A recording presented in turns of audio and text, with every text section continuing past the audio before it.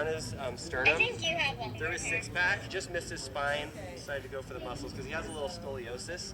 It's a little bent, and so in order to do a straight line, I had to go down the muscles. I'm quite qualified as a surgeon now. What is this stuff? It's kind of like fiberglass. Look at that. I had a There we feeling go.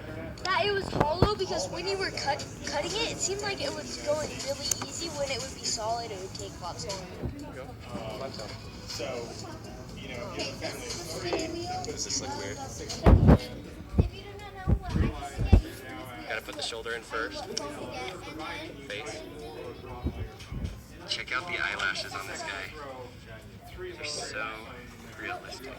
Here's the inside of it. It's just plastic, like fiberglass type material that they put together, and they patch it with glue and this fiberglass plastic material until they get it the way that they want it, and then it hardens up. And there you go. You got your mold of a mannequin. Oh, check out his neck. Ouch, that looks so painful.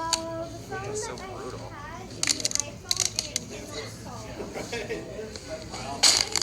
whoa!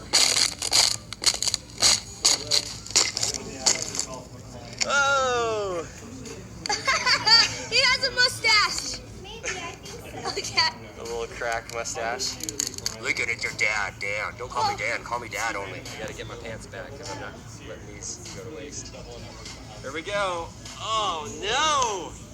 There's the one-legged mannequin. That's all that's left. Just pour this out. Look, I would not want to live next door to us. Look at this. If somebody looks in our backyard, they're gonna see this half of a porta potty, a bum of a mannequin, and like this creepy half of a head. That's what it is when you're what's inside, right? Thanks a lot for your suggestions. We wouldn't have done a mannequin if you guys didn't recommend it, so let us know what else you'd like us to cut open. That's what's inside of the mannequin. Done. See ya. Okay. I'll see you later. yeah.